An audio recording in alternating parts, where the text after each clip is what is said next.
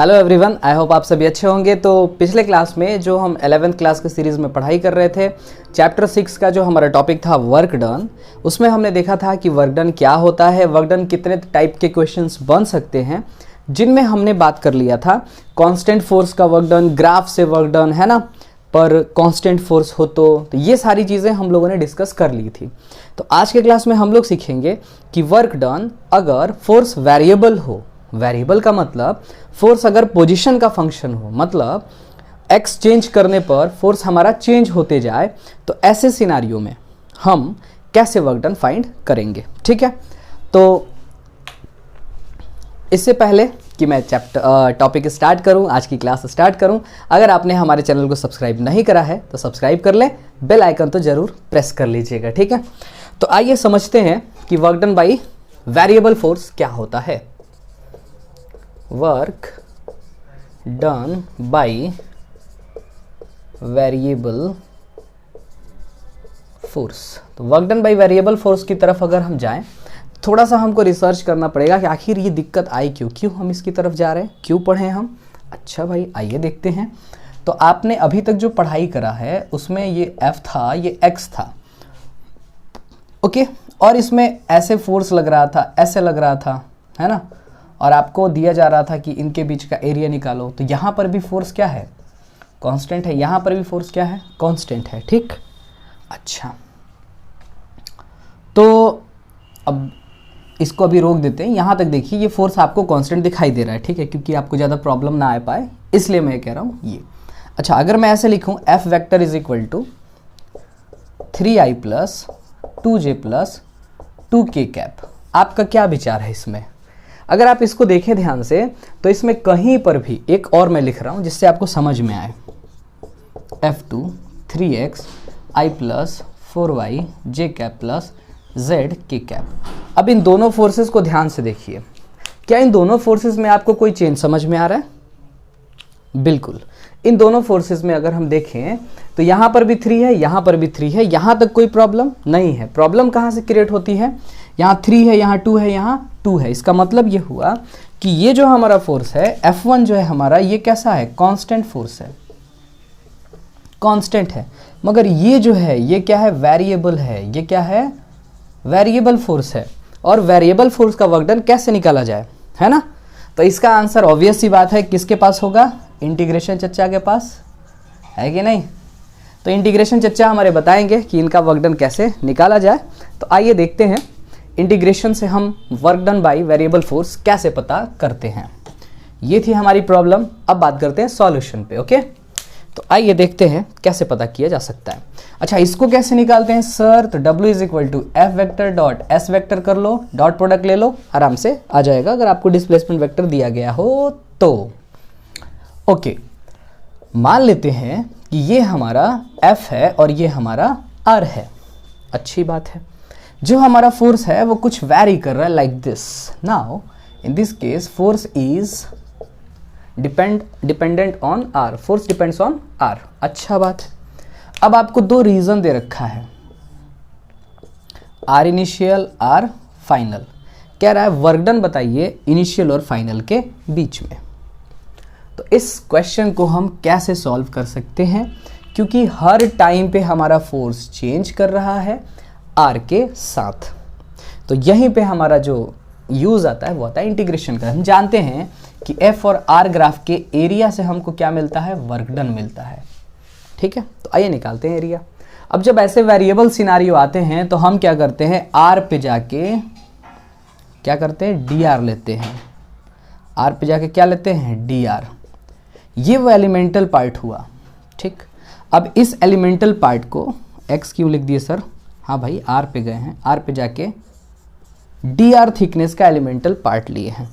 अब ये जो dr थिकनेस का एलिमेंटल पार्ट है, इसका एरिया कितना होगा, बहुत छोटा सा एरिया होगा जिसको हम कहेंगे dA।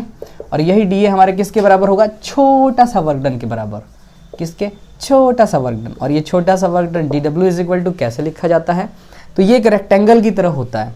मैंने बेसिक इंटीग्रेशन में ये सब आपको पढ़ाया था। तो जब ये रेक्टेंगल का एरिया आप लिखने जाएंगे तो रेक्टेंगल का थिकनेस dr है और इसकी जो हाइट है वो कौन देगा, fr देगा। अच्छी बात है। तो तो लिखते हैं, ये हो गया एफ आर और यहाँ हो गया डी आर। ये तो इस छोटे से एलिमेंटल पार्ट का एरिया था, तो इसका मतलब उसका वर्क डन था। अगर हमको पूरा वर्क डन निकालना पड़े आर इनिशियल से आर फाइनल तक, तो हमको जाहिर सी बात है भारत माता की जय करनी पड़ेगी इनिशियल से फाइनल तक। तो आइए करते हैं। To calculate the whole work done from r initial to r final, we have to integrate. So let's integrate. So W is equal to integration FR dr limit R initial से R final. ये हमारा बन गया formula. मतलब जब कभी भी function, जो फोर्स है हमारा वो फंक्शन होगा पोजीशन का, तो हम वर्क डन ऐसे निकालेंगे। अब थोड़ा सा मैं इसको और एक्सप्लेन करता हूँ, पर उससे पहले आप यहाँ तक नोट कर लीजिए ताकि मैं इसको साफ करके आपको समझा पाऊँ। मैं उम्मीद करता हूं कि आपने यहां तक नोट कर लिया है। तो आइए आगे बढ़ते हैं और थोड़ा सा इसको और इंफॉर्मेटिव बनाते हैं जिससे हमारे समझ में आए। कहानी हमारी शुरू होगी यहीं से, ठीक? चलिए, उसके बाद हम लोग इस पे एक क्वेश्चन देखेंगे, है ना।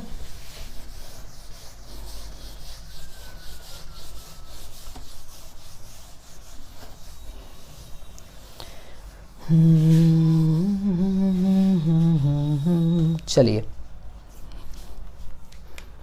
तो मान लेते हैं कि ये कोई हमारा ओरिजिन O है, यहाँ से ये कोई हमारा वेक्टर है इस तरफ R1 वेक्टर जो पॉइंट P है, और ये हमारा R2 वेक्टर ये ऐसे है। आप इसको इनिशियल भी बोल सकते हैं, इसको फाइनल भी बोल सकते हैं। ये Q है, ठीक। और डिस्प्लेसमेंट हमारा P से Q की तरफ हुआ है। फोर्स यहाँ पे जो लगा है वो F वेक्टर है, ठीक। इन हालात में अगर हमको वर्क डन निकालना हो, वर्क डन P2Q, तो हमारे पास फॉर्मूला क्या है? फॉर्मूला है हमारे पास integration R initial to R final. अब यहाँ पे मैं वेक्टर फॉर्म में लिख रहा हूँ, जरा सा आप ध्यान देंगे, डॉट dr वेक्टर। हमने सीखा था कि dr का मतलब क्या होता है, बहुत ही small change. So dr vector can be written as dx i cap. Kinematics में मैंने आपको पढ़ाया था dy j cap motion in plane में, प्लस dz k कैप। ये हमारा सिनारियो बना। अच्छा सर, और देखो अगर हम इसको दिखाना चाहें तो ये लिखा जाएगा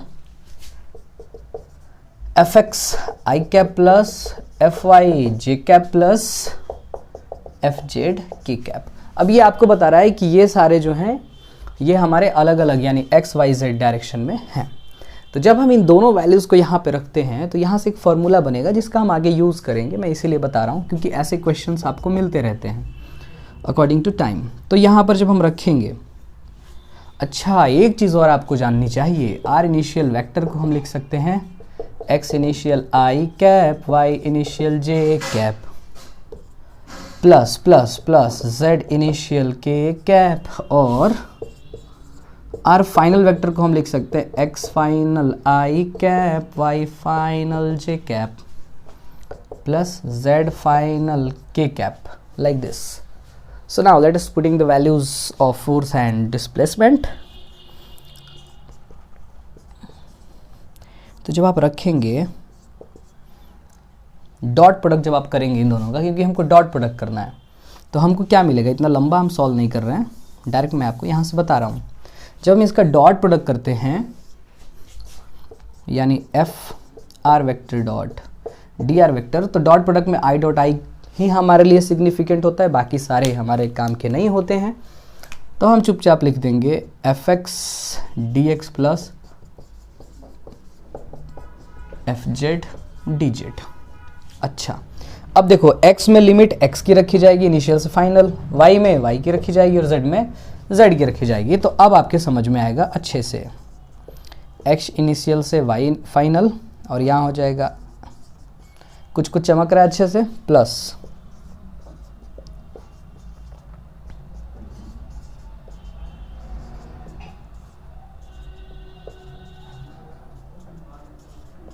बोलिए।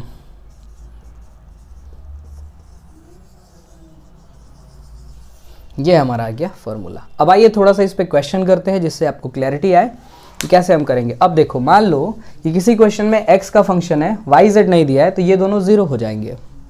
मान लेते हैं कि कोई हमारा फोर्स x y का है, z का फंक्शन नहीं है, तो z वाला जीरो हो जाएगा। मान लेते हैं x z का है, y नहीं है, तो y जीरो हो जाएगा। मान लेते हैं r का है, तो हम यहां से कर सकते हैं। कोई दिक्कत, कोई समस्या नहीं, नोट करिए। अगर कोई प्रॉब्लम आती है तो कमेंट बॉक्स में आप लिख सकते हैं, पूछ सकते हैं। चलिए क्वेश्चन ले लेते हैं ताकि आपको समझ में आए कि एक्चुअली में हमने पढ़ाई क्या करी है।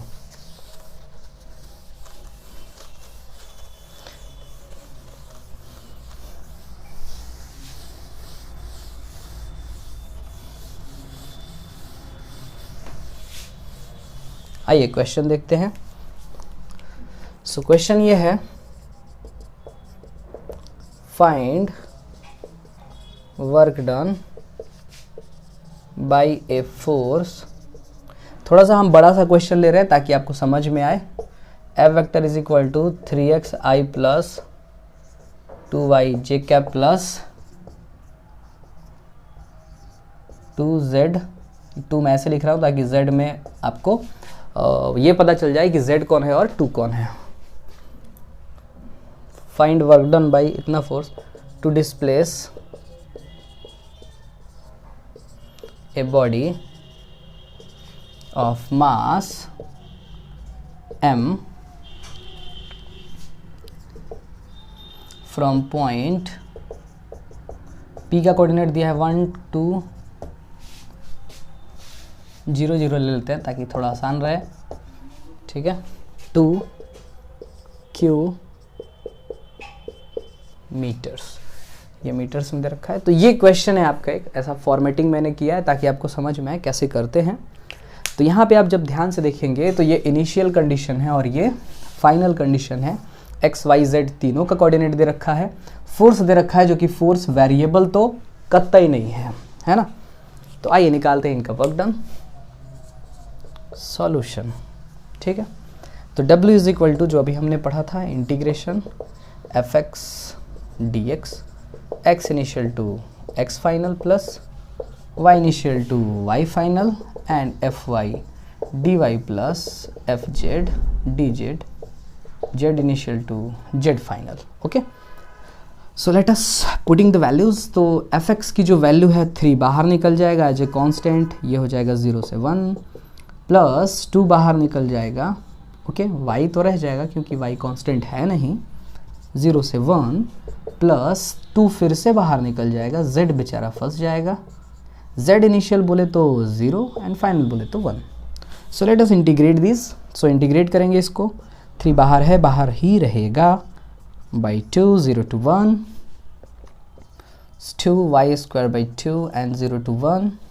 If you are facing some problem in integration, then go and watch my basic integration video. Okay, it is given in the basic mathematics playlist। So 2 z square by 2 0 to 1। Okay, तो यहाँ पर हमको क्या करना है, अब limits रखना है। तो 2 कैंसिल हो जाएगा, 2 कैंसिल हो जाएगा, तो यहाँ 3 है, 3/2 लिमिट रखेंगे, 1 का स्क्वायर माइनस 0 का स्क्वायर प्लस 2 कैंसिल हो गया, 1 का स्क्वायर माइनस 0 का स्क्वायर प्लस 2 कैंसिल हो गया, 1 का स्क्वायर माइनस 0 का स्क्वायर। फाइनली आंसर आता है 3/2 1 प्लस 1 प्लस 1। मतलब ये तो 1.5 है और 2 3.5 आई थिंक 2.5 होता है सर। तो 1 1 2 और आधा, 1 1 2 और 1 3, 3.5 ही तो हुआ पर खुरदार जूल आ गया, या फिर कहेंगे 7/2 जूल। ये हमारा आंसर आ गया, ठीक है। 1.5 2.5 और 3.5, ठीक है। तो नोट कर लीजिए। मुझे उम्मीद है आपको क्वेश्चन समझ में आया होगा। तो ये था हमारा work done by variable force, ठीक है। मैं उम्मीद करता हूँ कि आपको सारा कॉन्सेप्ट समझ में आया होगा। इस पे घुमा फिरा के क्वेश्चन पूछे जाते हैं, मैंने आपको सारे कॉन्सेप्ट बता दिए हैं। अगर आप किसी और कॉन्सेप्ट पे क्वेश्चन चाहते हैं तो लेट मी नो, आप कमेंट बॉक्स में डालें, मैं उस पर वीडियो बनाने की कोशिश करूँगा। और अब धीरे धीरे हम लोग आगे बढ़ेंगे, इस चैप्टर को फिनिश करेंगे, ठीक है। तो अगर आपको हमारा काम पसंद आता है तो आप हमारे चैनल को लाइक कर सकते हैं, शेयर कर सकते हैं और सब्सक्राइब कर सकते हैं। ऐसे ही देखते रहे, सीखते रहे, क्योंकि जब तक सीखने का जज्बा है तब तक जीतने का जज्बा है। That's all for today.